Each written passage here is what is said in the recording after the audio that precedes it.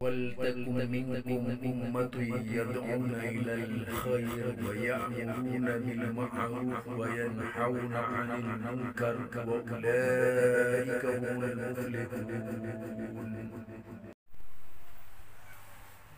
Assalamualaikum warahmatullahi wabarakatuh. Kembali bersama Zulkarnain El-Maduri. Dalam hal ini saya kembali ingin mengangkat kasus pembubaran atau penolakan pengajian yang akan diberikan oleh Syafiq Basalama, seorang tokoh dakwah salafi di mata mereka yang dikenal sebagai Wahabi, dan mereka mengenal bahwa Wahabi itu bukan Salafi. Itu di dalam benak pemikiran mereka yang penuh dengan konsep anti kelompok lain. Karena di dalam struktur tubuhnya itu ada lensa yang hitam, sehingga tidak bisa melihat kelompok lain itu jelas dan terang. Melainkan yang dilihat adalah ketidakjelasan.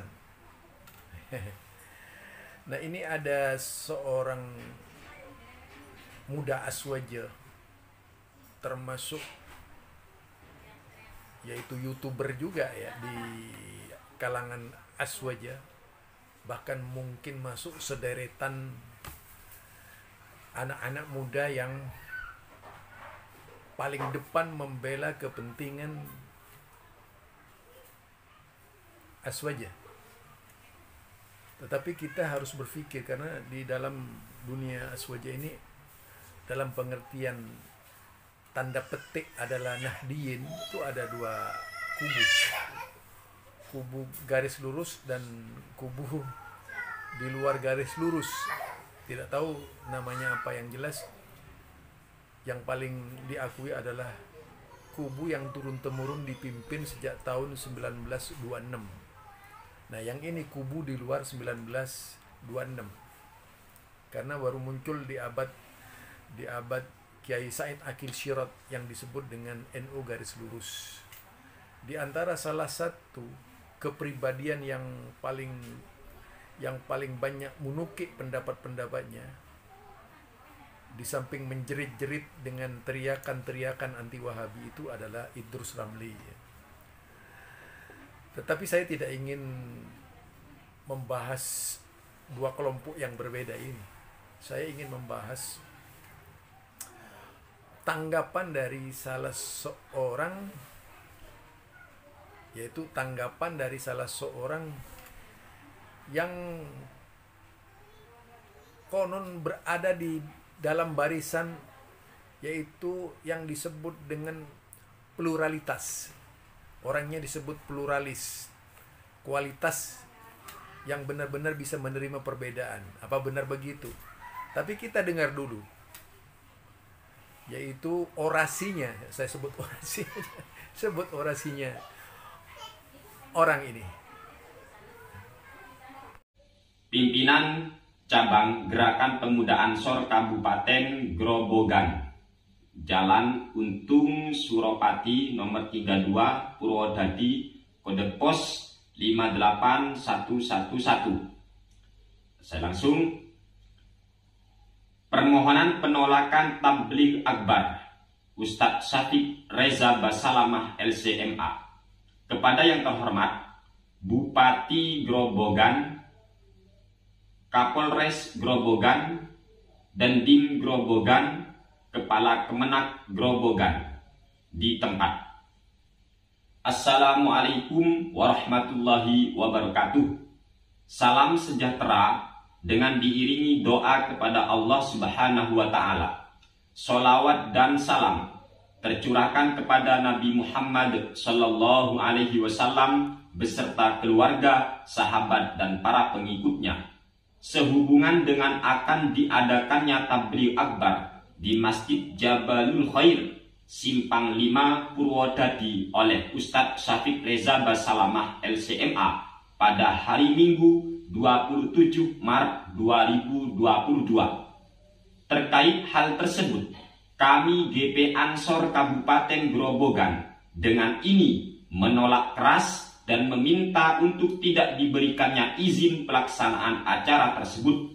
Demikian permohonan dan sikap ini kami sampaikan. Atas perhatiannya kami ucapkan terima kasih. Wallahul muwaffiq ila aqwamit thoriq. Wassalamualaikum warahmatullahi wabarakatuh. Pimpinan Cabang Gerakan Pemuda Ansor Kabupaten Grobogan. Ini tanda. Itu bunyi suratnya ya, itu bunyi suratnya yang ditujukan kepada berbagai instansi pemerintah. Tentu saja itu bagian dari salah satu nilai, kalau dari sudut pandang saya itu adalah sebuah nilai retaknya kesatuan dan persatuan umat Islam. Itu yang pertama. Yang kedua, lemahnya penghayatan terhadap Pancasila. Kenapa saya katakan lemahnya penghayatan terhadap Pancasila? Kita tahu ketuhanan yang Maha Esa itu yang pertama milik semua orang Indonesia, termasuk perbedaan paham yang ada di dalam Islam. Jadi bukan hanya milik satu golongan.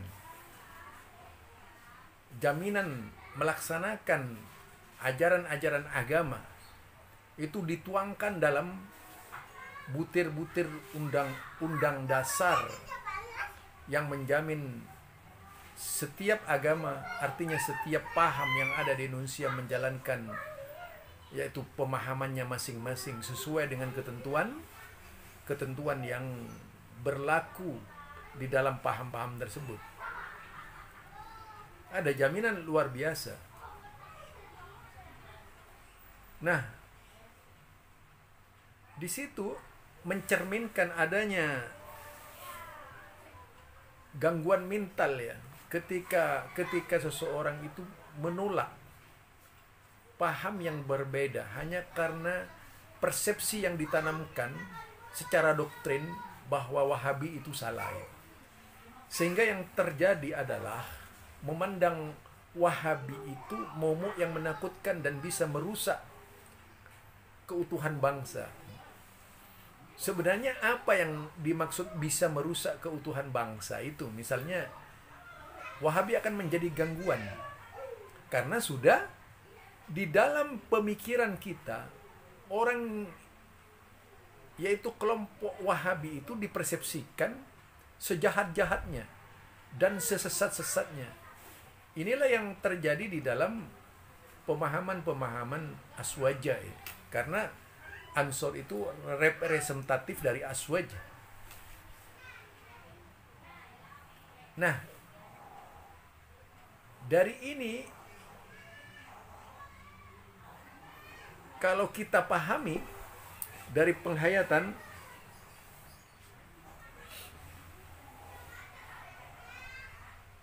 ya, dari penghayatan kita, dari sisi keindonesiaan juga itu bertentangan dengan alinea kedua Pancasila dan juga alinea Pancasila yang ketiga yang lebih pada kokohnya persatuan karena sulitnya menerima perbedaan orang lain. Saya berkali-kali itu menyampaikan di Inggris itu ada wadah debat diskusi. Mungkin tidak seperti di Indonesia ya, walaupun mereka keras kekar badannya, saling bentak di dalam diskusi. Saling bentak dalam masalah diskusi itu. Nah, itu tidak sampai terjadi perkelahian atau pembunuhan. Karena di situ yang ada adalah bangsa Inggris, walaupun Islam dan Kristen. Dua kelompok besar di situ, Islam dan Kristen berdebat tuh. Sampai menuding-nuding mata, ya. Sampai memaki kitab mereka di depannya itu. Coba kalau di Indonesia itu, barangkali yang keluar tuh celurit gitu. Celurit. Karena memang sudah hilang itu nilai kualitas dari pluralitas itu sudah hilang, sirna gitu. Hanya omong doang yang pluralitas tuh. Yang ada akhirnya pluralisme. Lebih pada konsumsi parsialisme yang etnis sifatnya, yaitu etnis paham. Jadi kalau ada di dulu tuh apartheid ya, kulit putih itu hitam, ini apartheid di bidang paham ini. Ya. Itu kalau kita lihat ya. Jadi lalu bagaimana kita berpikir?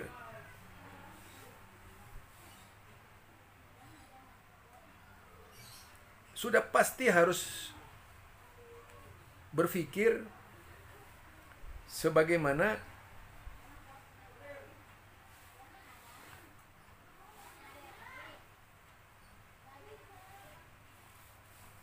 di dalam Islam, dan juga menjadi dasar negara, yaitu seperti misalnya ideologi Pancasila ya.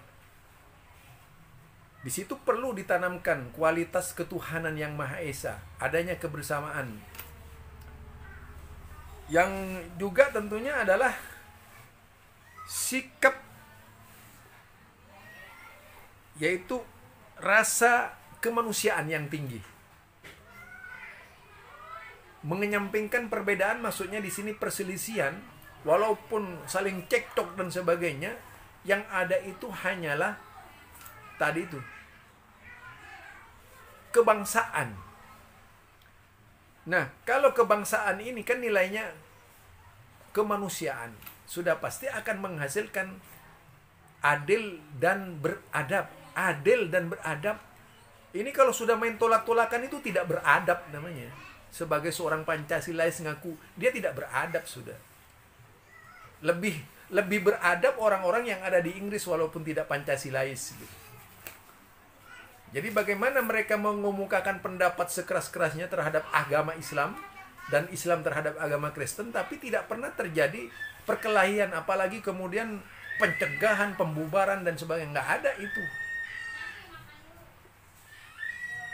Artinya ke nilai kemanusiaan ini adanya di Inggris gitu ya. Yang seharusnya memang benar-benar menjadi budaya bangsa. Berbeda di Indonesia ini bukan dijadikan alat perpecahan, dijadikan alat untuk saling tolak menolak, saling dorong mendorong, bukan begitu, tapi benar-benar Pancasila diterapkan, yaitu kemanusiaan tadi. Bukan karena tajamnya perbedaan. Kalau tidak menerima perbedaan orang lain, ya udah, itu Syafiq Basalamah juga berbeda. Ya terima saja perbedaannya, dia mau ngomong apa kayak namanya itu berbeda. Baru ini namanya Pancasila gitu. Kemudian apa? Dalam perbedaan itu diikat dengan yaitu tadi persatuan Indonesia. Persatuan. Menjunjung tinggi persatuan Indonesia itu. Terutama bagi masyarakat Islam nih, harus paling depan karena Islam itu lahir Pancasila itu gitu. Harusnya mempelopori. Jangan hanya bilang Pancasilais, NKRI, tapi kenyataannya tidak pernah NKRI. Ini yang banyak kan cuap-cuap Pancasilais, NKRI, Pancasilais, NKRI. Semua begitu. Tapi ujung-ujungnya saling sikut tok gitu, nggak sesuai dengan kelompoknya tok, Wahabi. Apa-apaan itu? Pancasila dari mana itu? Yang seperti itu.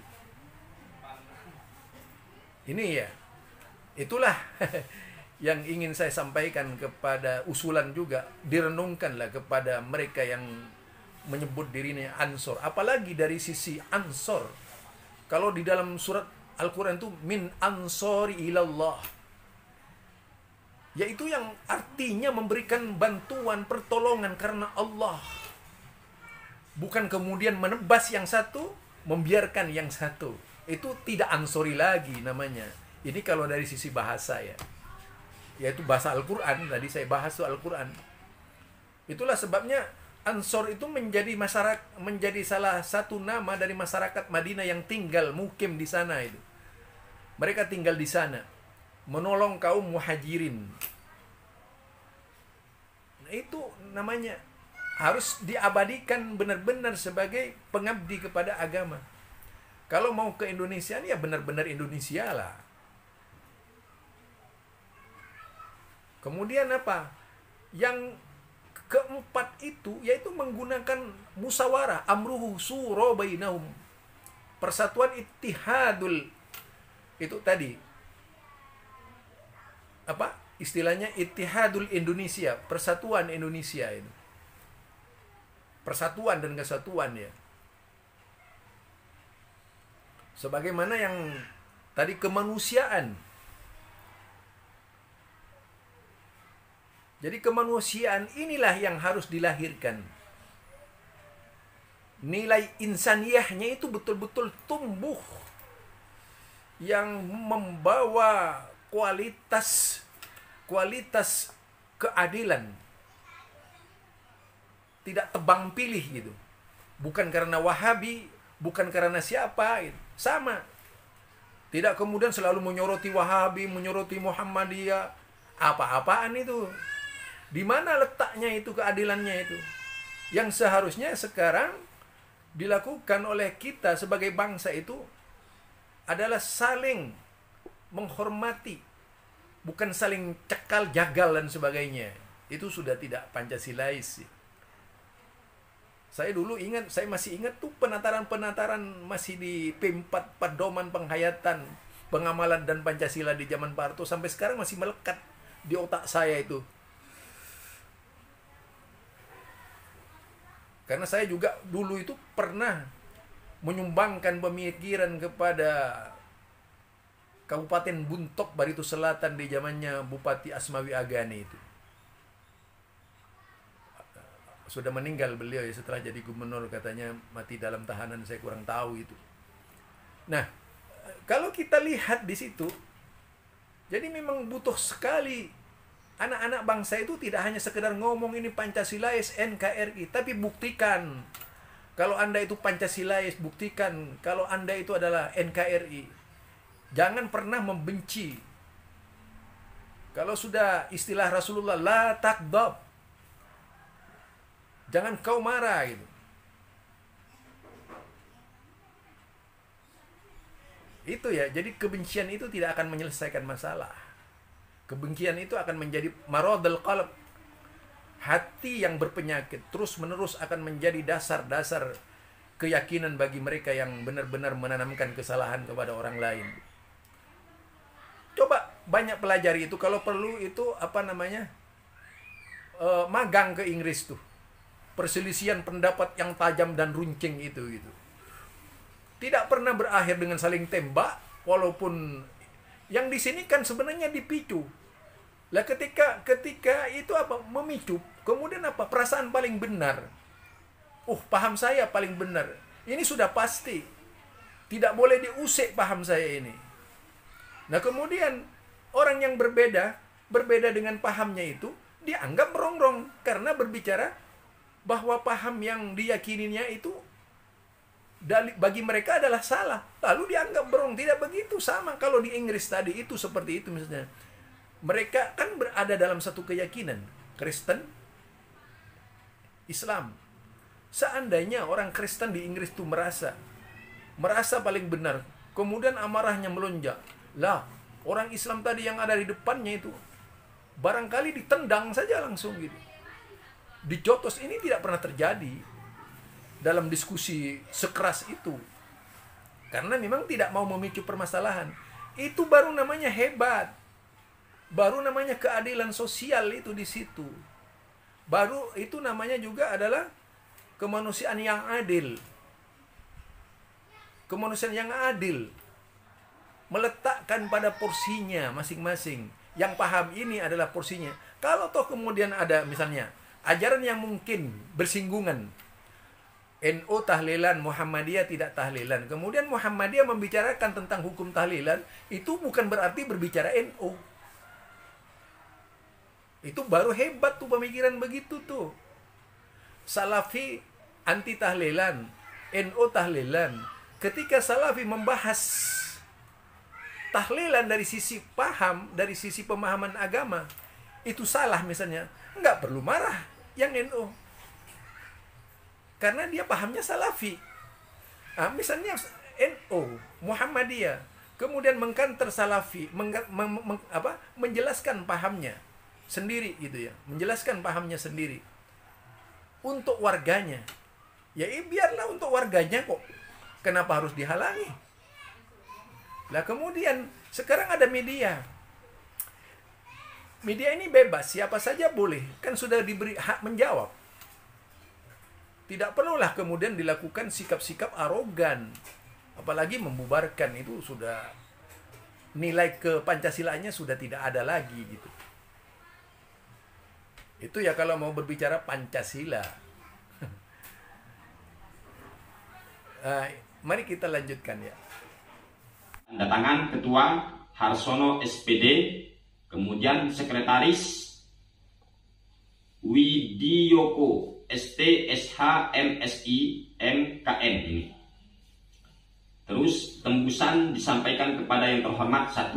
Kapolsek Kota Purwodadi, 2. kepada BPBD Kabupaten Grobogan, kemudian 3 ini arsip ya. Jadi intinya GP Ansor ini Kabupaten Grobogan menolak diadakan acara tabligh akbar yang akan diisi oleh penceramah yang bernama Ustadz Syafiq Reza Basalamah, yang kebetulan beliau ini terkenal sebagai penceramah Wahabi kayaknya teman-teman ya. Ini bagaimana tanggapan kami terhadap sikap yang dilakukan oleh pihak GP Ansor tadi teman-teman? Kalau kami ya setuju sekali lah ya kalau kami. Itu tadi. Jadi intinya itu sudah disampaikan kepada instansi-instansi, tetapi tidak ada landasan yang jelas. Landasannya ya cuman, apalagi disampaikan itu kan Wahabi, paham Wahabi.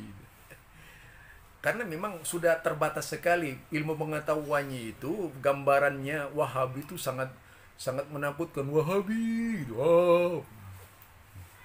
Itu yang terbayang Wahabi itu seperti macan. Hey. Jadi gambarannya apa?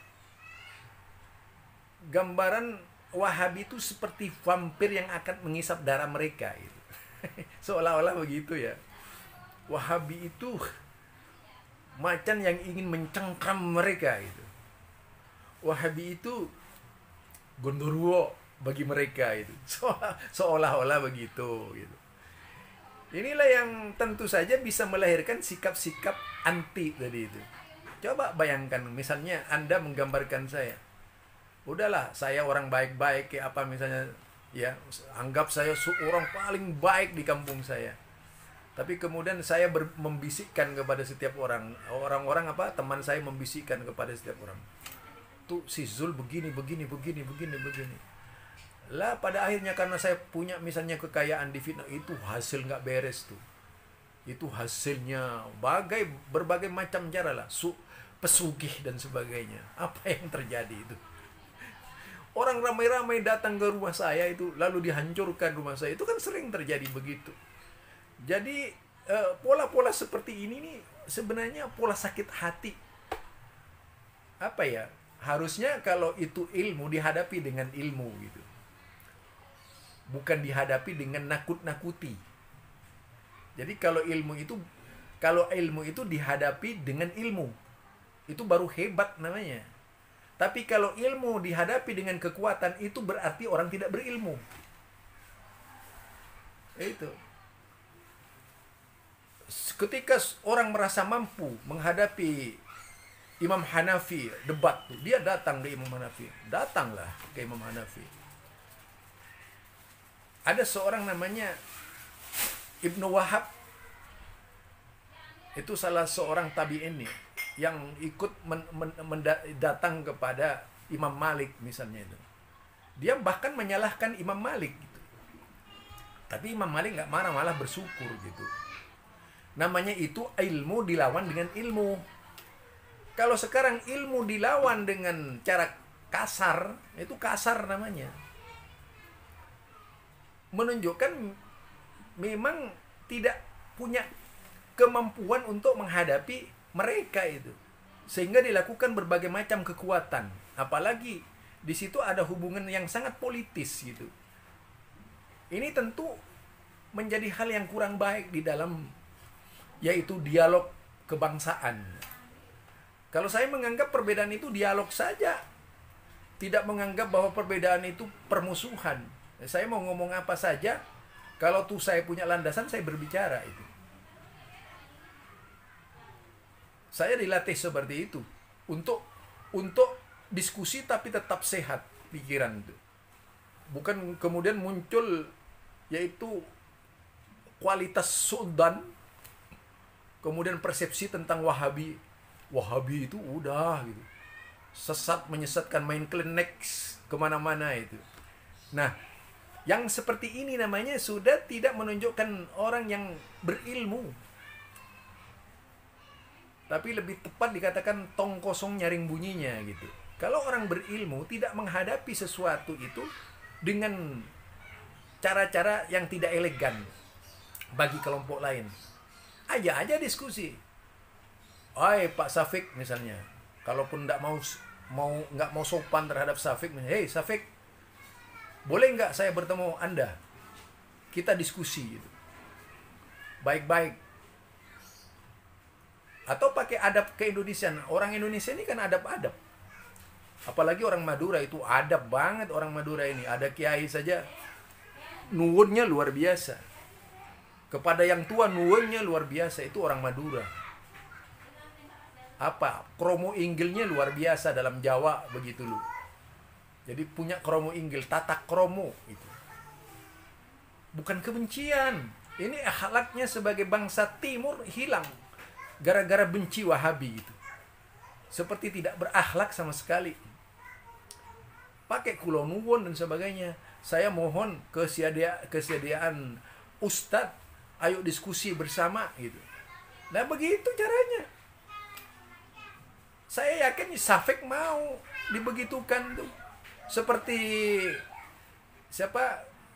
Zainal Abidin itu ketika diundang oleh PBNU, dia mau datang gitu. Karena caranya terhormat. Apalagi dia sebagai menyebutnya dengan NU Kitabiyah katanya ya.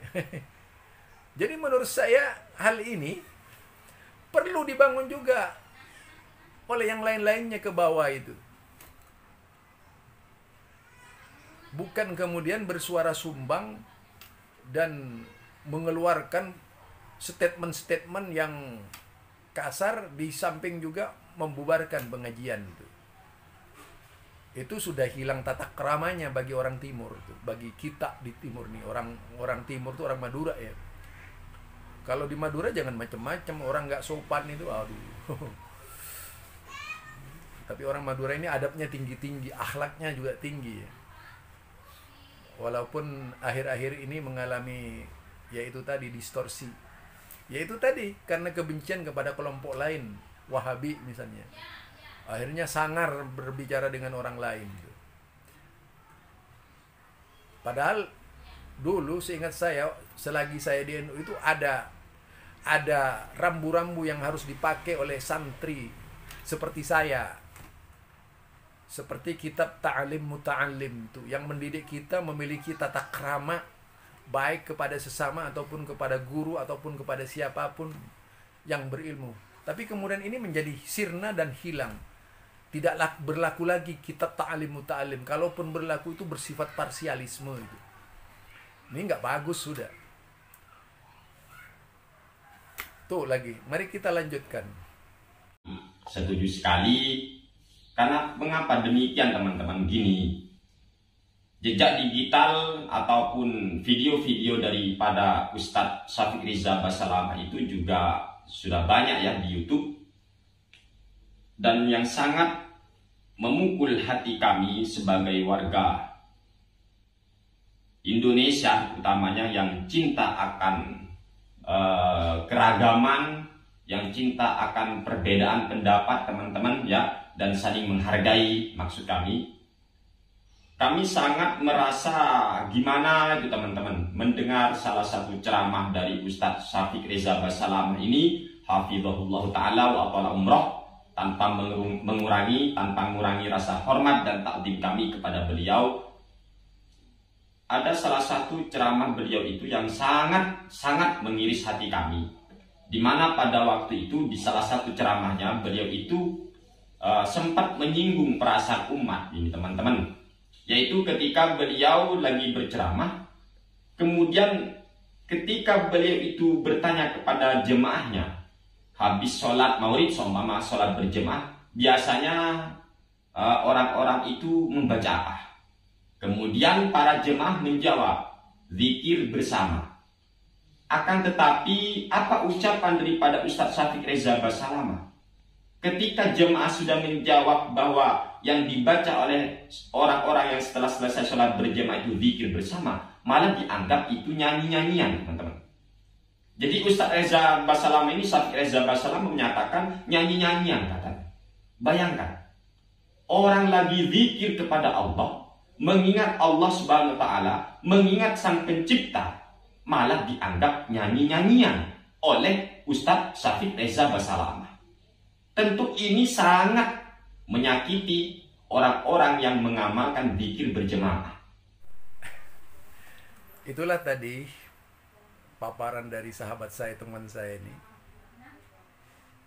yang melukiskan tentang Syafiq Basalamah. Dan dikatakan yaitu menimbulkan konflik pemikiran itu. Artinya apa? Merusak kualitas persaudaraan atau pluralitas yang ada gitu. Dari ceramah Syafiq Basalamah. Tapi satu sisi sahabat saya ini berbicara tentang apa namanya tadi, saling menghargai paham masing-masing. Lah, kalau berpikir seperti ini, harusnya di dalam mendasarkan seluruh tanggapannya itu memang harus benar-benar penghargaan, tidak kemudian evaluatif terhadap Syafiq Basalamah. Kemudian mengatakan bahwa Syafiq Basalamah menyebut nyanyi-nyanyi dan sebagainya itu. Semuanya itu kan berangkat dari fikih, cara memahaminya. Fikih itulah yang mengantar cara kita berpikir berbeda. Kalau antum misalnya menyebut itu zikir berjamaah itu adalah zikir dalam rangka mendekatkan diri kepada Allah, itu persepsi antum. Dan itu juga harus dihormati kan, kita harus menghormati, itu persepsi antum. Kalau kemudian Syafiq Basalamah beda dengan Anda di dalam mempersepsikan zikir berjamaah itu persepsi mereka. Seharusnya juga seharusnya juga dihargai juga gitu, perbedaan seperti itu. Itu janganlah kemudian miris bahwa itu menyakiti kelompok lain.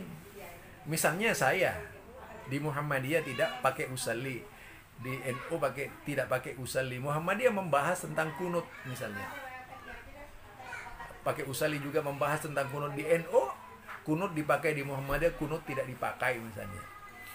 Kemudian Muhammadiyah membahas hadis kunut itu sedetail mungkin misalnya, lalu menjatuhkan misalnya itu bid'ah, dhalalah gitu.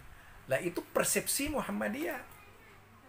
Kemudian NU melahirkan hukum. Ini sunnah, misalnya. Muakkadah. Lah itu persepsi NU. Seneng kan kalau begini caranya? Lah kalau dia menganggap itu nyanyi-nyanyi, itu tentu saja pakai analisis fikih dari kelompok yang dianut oleh Syafiq Basalama berdasarkan manhaj yang mereka pakai. Antum pakai manhaj yang berbeda dengan Syafiq Basalama. Imam Asy-Syatibi rahimahullah dalam kitabnya Al-I'tisam misalnya ya, iltizamul kaifiyati wal hay'atil muayyana kadzikri bi hay'atil ijma'i ala sautin wahidin bid'ah. Itu termasuk bid'ah gitu. Jadi membiasakan diri, melazimkan diri, menentukan caranya, waktu menentukan caranya, dan ya termasuk geleng-geleng kepala misalnya dan sebagainya. Itu menurut Imam Asy-Syatibi itu bid'ah. Lah mungkin ini menjadi prinsip, menjadi salah satu dasar dari pemahaman Syafiq Basalama. Dan banyak ulama-ulama yang berpendirian seperti itu.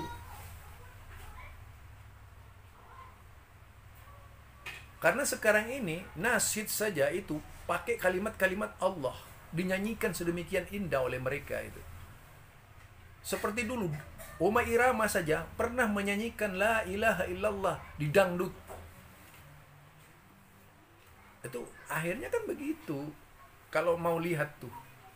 Nah, melihat primis-primis seperti itulah muncul dua pendapat yang berbeda.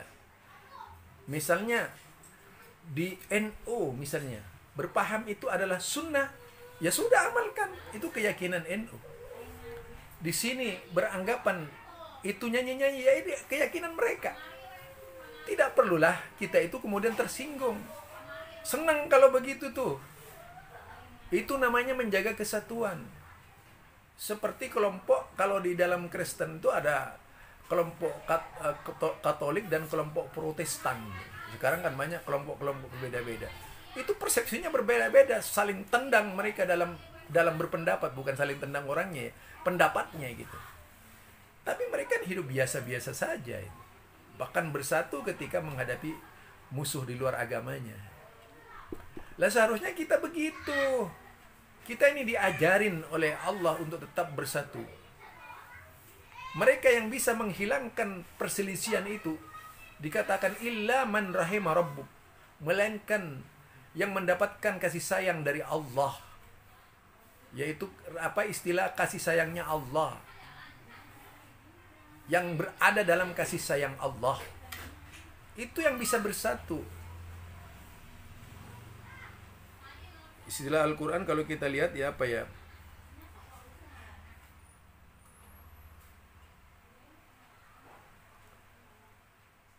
la ja'alnahu ummatan wahida. Itu ya, la ja'alnahu ummatan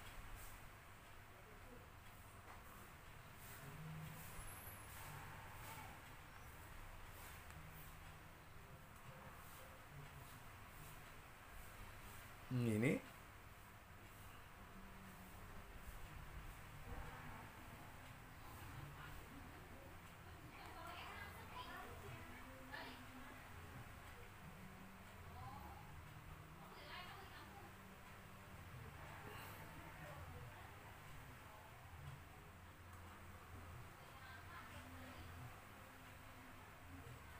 sampai ada begini, walaula ayyakunan nas ummatan wahidatan laja'alna liman yakfuru birrahmani libuyutihim suqufam min fiddatin wa ma'arij 'alaiha yadhharun.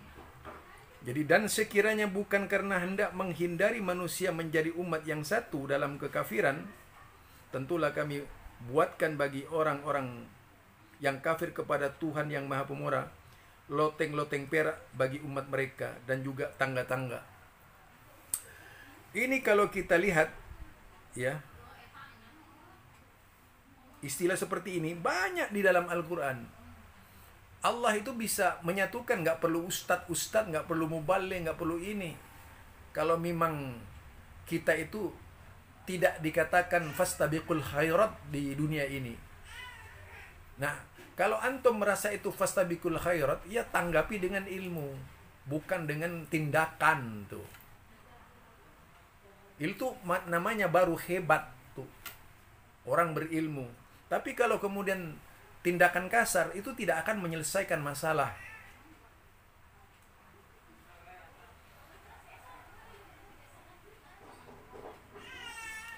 Dari awal nih dilihat, kanan nasu ummatan wahida faba'atsallahu an-nabiyyin mubasyirina wa mundzirin wa anzala ma'humul kitab bil haqq liyahkuma bainan nas fi makhtalafu fih. Jadi kembali kepada Quran.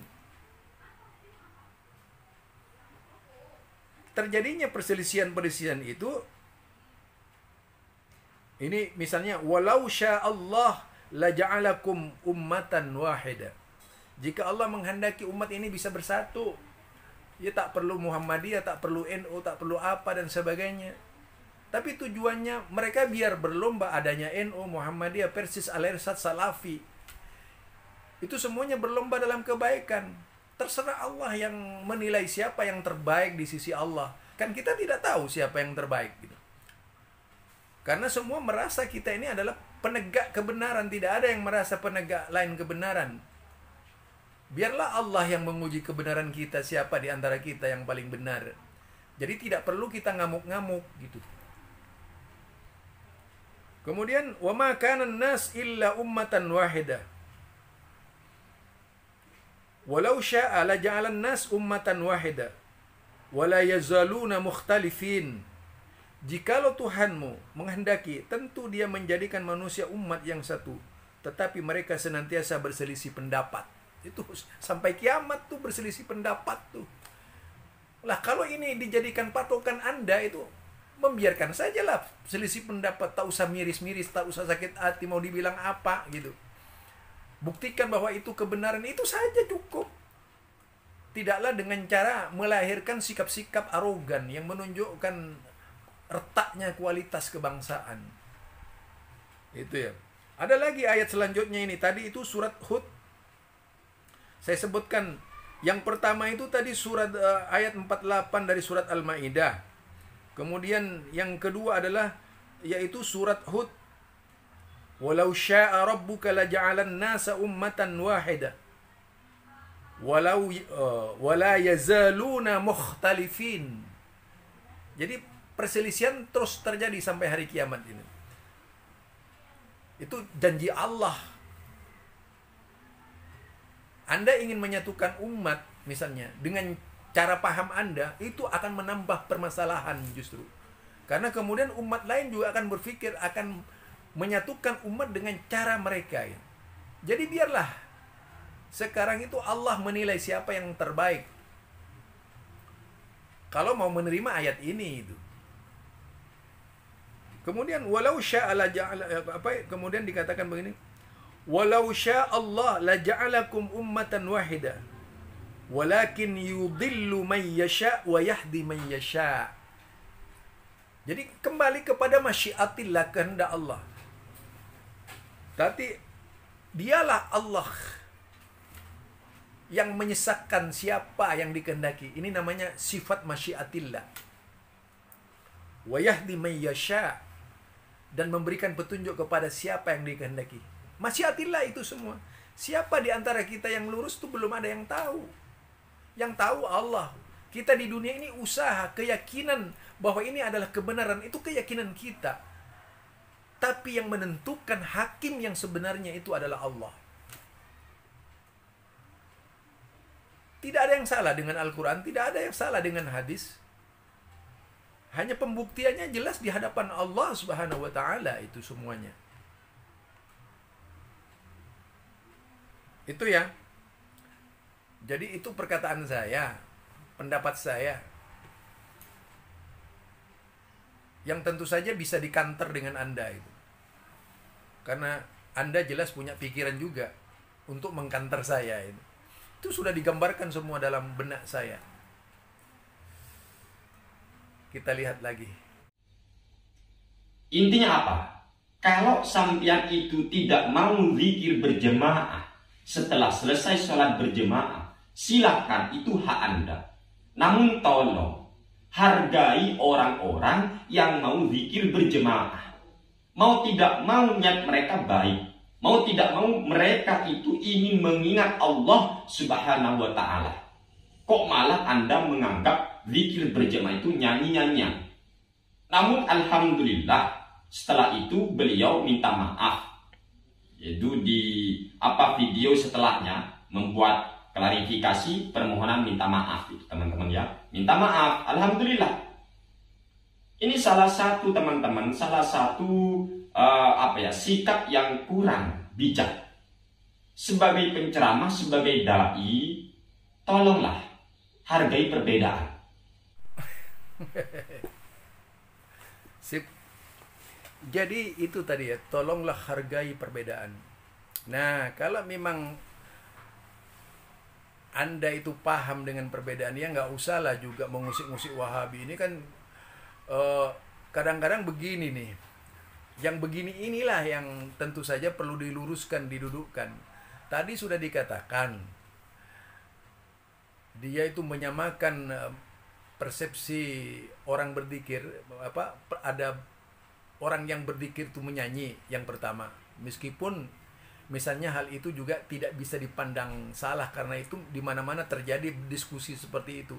Bukan hanya di Indonesia, di Arab juga terjadi diskusi ya.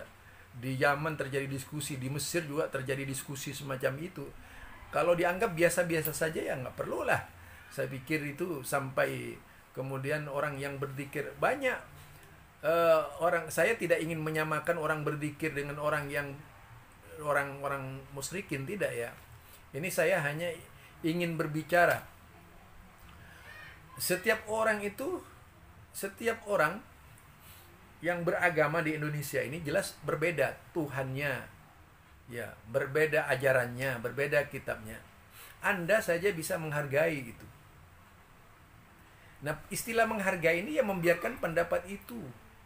Kalau menurut saya justru itu membuktikan justru itu bisa membuktikan, misalnya mau menganggap pendapatnya Syafiq Basalamah salah itu, dengan dijadikan topik khusus, misalnya apakah zikir bersama itu bernyanyi-nyanyi gitu, bisa dijadikan topik bersama kan, topik itu.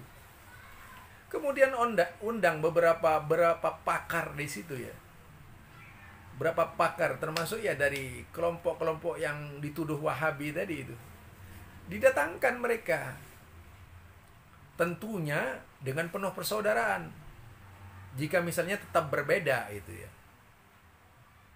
syukur-syukur ada yang sangat solutif dalam pertemuan itu. Ini namanya bijak gitu. Jadi kalau kita bereaksi misalnya, zikir Anda salah gitu, zikir Anda itu bernyanyi, langsung bereaksi kita itu. Ya kebiasaan kalau orang awam kan bereaksi langsung pang. Tapi orang awam ini biasanya nggak tahu lah jika ada yang tidak ada yang membakar gitu. Orang awam nih. Kecuali kalau dibakar pasti marah itu. Apalagi diprovokasi, itu marah orang awam. Tetapi kalau kita mengambil kebijakan berpikir, taruh saja itu zikir berjamaah, bernyanyi-nyanyi, lalu dijadikan bahsul masail atau dijadikan pembahasan, entah dalam bentuk diskusi terbuka atau tertutup dan sebagainya gitu, melibatkan, kan bagus itu. Akhirnya mereka sadar pentingnya buka kitab. Jadi kontrolnya kitab, semuanya buka kitab. Ayo kita selidiki kitab, apa memang benar pendapatnya Syafiq Basalamah berzikir berjamaah itu nyanyi-nyanyi. Kalau saya dibegitukan, saya makin buka kitab. Ketika saya disinggung oleh orang-orang Kristen saja, saya membuktikan contoh ayat misalnya yang menyatakan bahwa di dalam surat Al-Kahfi itu bahwasanya matahari itu tenggelam di lumpur yang hitam gitu. Lah kan diartikan secara apa namanya? Tekstual oleh orang-orang Kristen ya, seperti Kristen Prince itu. Bagi saya tantangan itu untuk memberikan jawaban kepada Kristen Prince ini di Dubai itu. Jadi nggak perlu sakit hati. Jadi ketika coba ini Islam mengatakan bahwa matahari tenggelam di lumpur yang hitam di surat Al-Kahfi itu. Dibuat lucu-lucuan oleh mereka. Apa kita tersinggung? Coba ketika dikatakan Allah itu Al-Ilah, yang dimaksud itu Tuhan batu di dalam Ka'bah misalnya. Itu orang mereka semuanya begitu tuh umumnya di dalam debat Islam Kristen itu. Terus kita mau marah. Tidak intelek namanya kita itu. Ya kita hadapi mereka dengan pembahasan yang berimbang itu, menunjukkan bahwa Allah itu misalnya dia menguasai, coba orang Kristen bisa menguasai bahasa Arab. Allah itu Al-Ilah. Sampai bicara apa dari sisi ahli bahasa itu. Bagaimana Sibawi mengartikan Allah itu gitu. Mustaq atau ghairi mustaq, apakah masuk isim jami dan sebagainya. Kalau seperti itu kan enak. Walaupun dia menghina kita itu. Sama dulu mungkin di zamannya Nurholis tuh. Anda belum mungkin masih kecil ya, nggak tahu Nurholis Majid tuh. Zamannya Gus Dur itu lagi. Istilah membumikan Islam. Kemudian juga bagaimana Nurholis mengusik Islam. Islam al-istislam tuh. Yang artinya adalah sikap pasrah. Agama apapun yang memiliki sikap pasrah itu adalah Islam. Oh coba. Anda zamannya belum masuk itu. Dan ini juga diiyakan oleh Gus Dur pada waktu itu.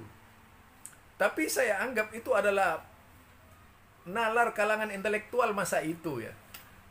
Termasuk Ulil Absor, Abdullah Ulil Absor dan sebagainya. Banyak yang terlibat namanya grup postmodern itu. Dalam hal ini adalah kelompok-kelompok yaitu liberal, Islam liberal ketika itu. Apa kemudian kita sakit hati? Kalau sakit hati perang, saya pikir founding di antara salah satu founding father di NU itu yang sudah pernah menjadi presiden Gus Dur, itu juga mengeluarkan pendapat-pendapat yang bisa menimbulkan kegoncangan ketika itu. Namun tidak ditanggapi dengan bahasa-bahasa arogan, misalnya berkaitan dengan jilbab, berkaitan sama dengan sekarang ini yang dilahirkan oleh Dr. Quraisy Shihab terkait jilbab dan sebagainya. Saya pikir itu sama dengan Ibrahim Hussein, Profesor Dr. Ibrahim Hussein yang dari Majelis Ulama ketika itu, yang menyamakan SDSB dengan hadiah itu halal gitu. SDSB ini yaitu sumbangan sosial judi itu yang dianggap halal. Kemudian dulu ada porkas yang dianggap halal oleh ulama, salah satu anggota Majelis Ulama ketika itu Ibrahim Hussein itu. Nah, jadi kalau menurut saya ini biasa-biasa saja. Ditangkapilah dengan ilmu itu. Kalau ingin menaklukkan orang itu ya kuasailah seluruh kitab itu.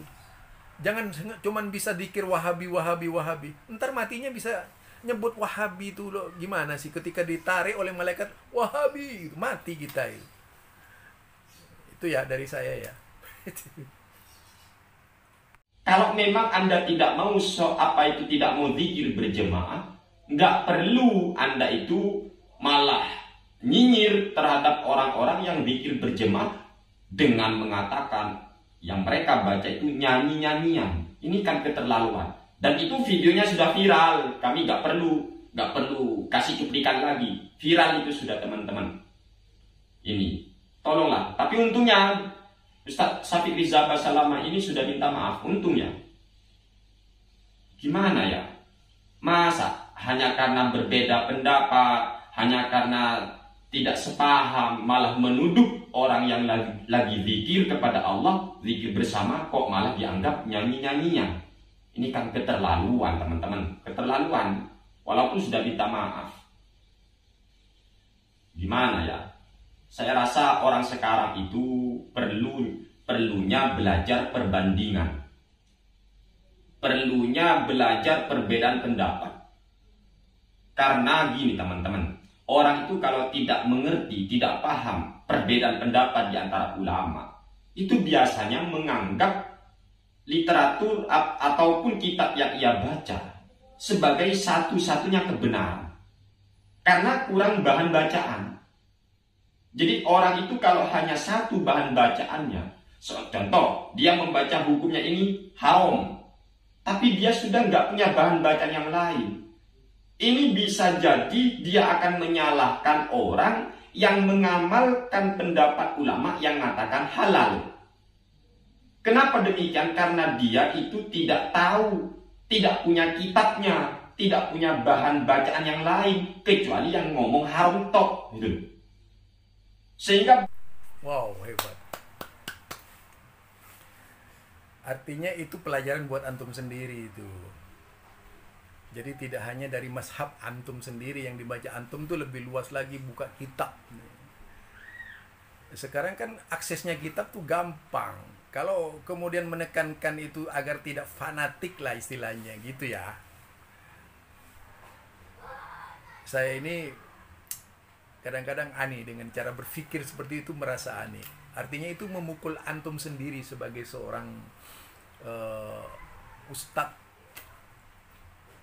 Bisa memukul antum sendiri. Kalimat harus banyak referensi, harus banyak ini dan sebagainya gitu. Tapi antum terperosok ke dalam anti Wahabi, itu repotnya itu. Kalau memang membaca dengan seutuh-utuhnya terperosok kepada anti Wahabi, itu sudah pasti bisa dikatakan bergeser nilai bahwa antum itu menguasai literatur tadi.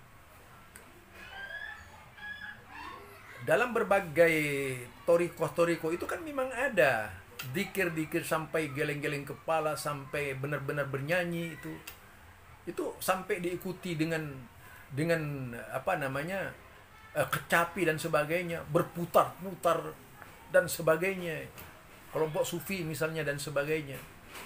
Biar luas antum itu.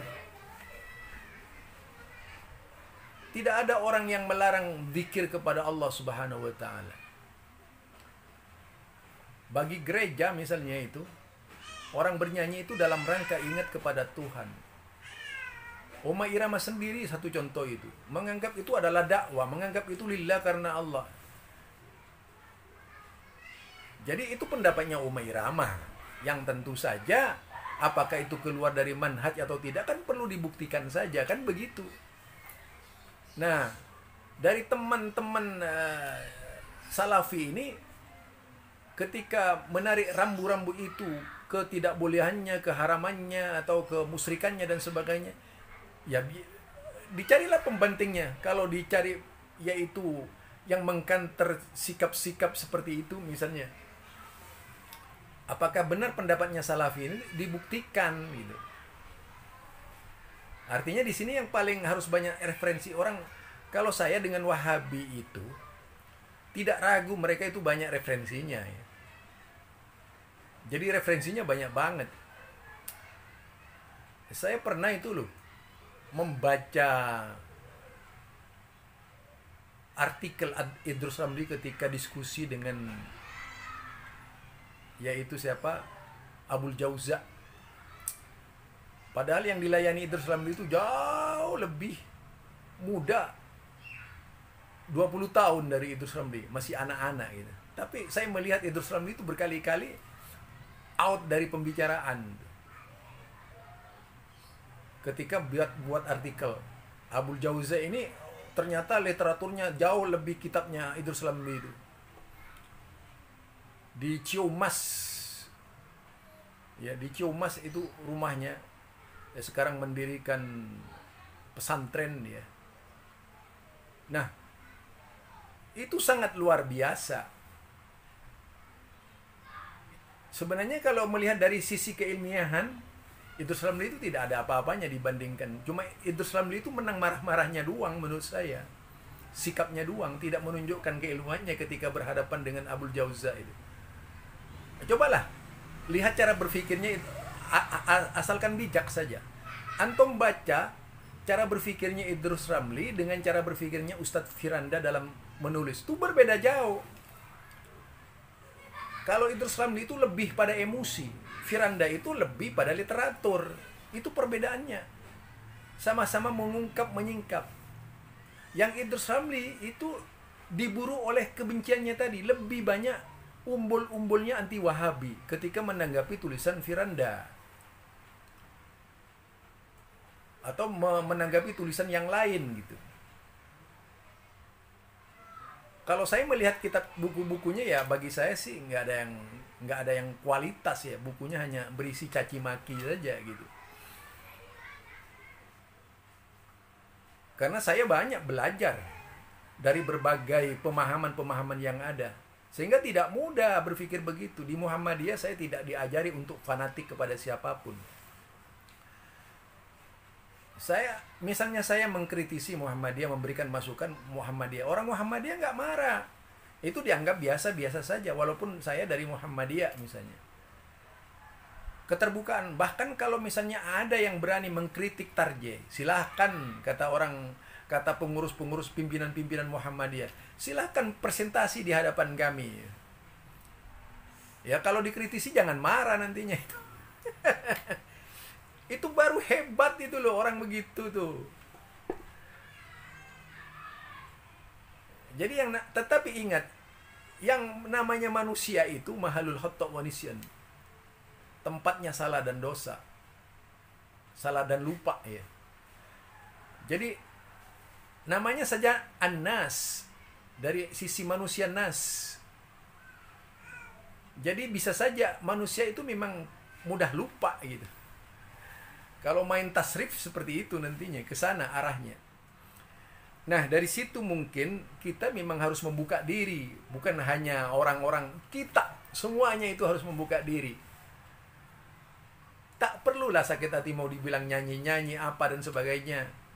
Jika punya prinsip itu adalah sebuah kebenaran. Justru membuktikan kepada umat, ini kebenaran. Menyanggahnya juga dengan ilmu pengetahuan. Saya dulu itu pernah ketika berbicara ilmu hadis dengan teman-teman di Persis itu, antum kan mungkin belum masuk ke dunia ilmu hadis secara luas ya. Lah ketika berbicara Imam Mahdi itu, dari ini hanya bicara saja, ini saya tidak ingin membahas Imam Mahdi, ini pembicaraan tertutup sebenarnya. Ketika berbicara Imam Mahdi, meninjau seluruh hadis-hadis Imam Mahdi secara komprehensif, dilakukan penelitian, telaah dan sebagainya. Sampailah pada sebuah kesimpulan terakhir itu setelah berhari-hari. Ketika membicarakan dari berbagai sisi sanad dan sebagainya. Ternyata semua hadis Imam Mahdi tidak ada yang sahih. Entah yang diriwayatkan dari jalan sahih dan sebagainya. Kemudian mengumpulkan berbagai macam telaah mendalam lagi. Mungkin antum tidak nyampe itu ke situ. Belum sampai ya. Ketika melakukan kritik hadis misalnya. Mungkin kalau antum mungkin persepsinya itu Wahabi gitu. Tidak begitu seharusnya. Ketika mengkritisi hadis dari sisi sanad memang kewajiban, karena banyak kitab jarah wa ta'dil yang melakukannya. Banyak rijalul hadis, kitab-kitab rijalul hadis yang diangkat oleh ulama-ulama hadis dahulu kala untuk menjadi ukuran mana perawi yang sahih, mana yang tidak, mana rawi, mana sanad yang punya masalah, mana yang tidak gitu. Ini kemudian ada sih, oh itu Ustadz Zul tuh Albaninya Indonesia, sesat katanya. Ya berpikirnya kalau begitu mah akhirnya nggak bisa mencari ilmu itu, gara-gara penyesatan yang dilakukan oleh kelompok-kelompok yang tidak mampu tadi. Mainnya sesat-sesatan. Sampai pada satu kesimpulan, ayo kita kritisi apa kitabnya Imam Bukhari. Misalnya, apa yang ditemukan itu. Ternyata ada beberapa rawi misalnya ya. Ini cuma gambaran saja kepada antum. Antum kalau mau selidiki gitu. Tidak perlu kemudian Pak, Ustadz Zul itu bersepsi begini. Enggak. Salah antum itu. Saya ingin memberitahukan saja. Misalnya di dalam kitab Imam Bukhari dikatakan itu ada beberapa rawi yang tadlis, yang mempengaruhi seluruh hadis-hadis Imam Bukhari, hadis Imam Muslim, hadis Abu Daud dan sebagainya. Sehingga ada sekitar beberapa ribu hadis yang menerima tadi dari jalan rawi tadlis itu. Nah, coba kalau itu dibahas, puyang kepala antum itu. Jadi barangkali ini saja ya gambar. Saya hanya ingin memberi gambaran kalau mau belajar ilmu itu. Itu ilmunya sebagian ilmu Wahabi. Ya, ilmu Wahabi itu katakan saja Wahabi karena Anda suka berpersepsi setiap orang yang kritis Wahabi. Anggap saja itu Wahabi gitu. Tetapi memang disiplin ilmu hadis ya seperti itu. Ya. Tidaklah kemudian ditanggapi dengan marah, sakit hati dan sebagainya. Nggak perlu tuh, nggak berlaku dalam dunia intelektual Muslim tuh, nggak berlaku. Nabi saja dicaci maki diem kok. Jadi kalau memang merasa benar ya biar ya, anggap saja misalnya, oke misalnya ini ya, antum berprinsip yakin bahwa itu kebenaran misalnya. Syafiq Basalamah dianggap salah oleh antum cara berpikirnya. Ya anggap saja itu menurut antum pendapat yang sat, itu aja selesai. Tidak perlu kemudian muncul reaksi berlebihan ya. Ini namanya intelektual baru, ini kesadaran sahwatul Islamiyah, nggak ada apa-apa. Saya dulu punya teman seorang ulama ya, Kiai Musfik itu. Kiai Musfik ini Kiai Karai, orang yang sangat terkenal di Kabupaten Sumeneb itu. Kiai Musfik ini. Saya berbicara dengan beliau. Berbeda akrab. Berbeda tapi akrab gitu. Ketika suan ke rumah beliau, ke tempat kediaman beliau, ya rasa saya sebagai seorang anggota umat di situ tetap sangat menghormati beliau sebagai seorang ulama. Saya punya banyak teman-teman kiai di Madura itu, seperti Kiai Random Sirat, Kiai Raturit dan beberapa ulama di daerah Sumeneb itu. Ketika terjadi diskusi dengan beliau, malah kiainya itu dengan saya biasa-biasa saja. Situ Zul ngomong gini-gini. Oh ya, ini kan Pak Kiai. Biasalah. Itu pernah terjadi juga diskusi selama berbulan-bulan lewat intercom, masih zamannya intercom dengan komunitas NU itu. Paling berbeda itu saya. Nggak ada apa-apa kok. Justru ketika terjadi ngomongan-omongan yang ngelantur-ngelantur itu jadi kredit, lalu pakai sitrum, banyak yang kena sitrum. Zaman intercom. Saya kira biasa-biasa aja ya kita itu. Tak ada masalah itu. Jadi kalau mau dibuat runcing ya runcing itu. Makanya saya sarankan kepada Ansor itu harus lebih fleksibel itu di dalam menerima perbedaan, istilah perbedaan itu. Jangan mudah mengambil sebuah keputusan kalau memang melihat wacana-wacana yang berkembang itu tajam dan runcing, anggap itu bagian dari sebuah dinamika kebangsaan. Tak perlu terlalu ke dalam tuh. Tak perlu terlalu dianggap serius. Itu baru namanya kualitas bangsa, anak bangsa yang sesungguhnya menurut saya. Ketika berani menerima perbedaan walaupun setajam silet. Assalamualaikum warahmatullahi wabarakatuh.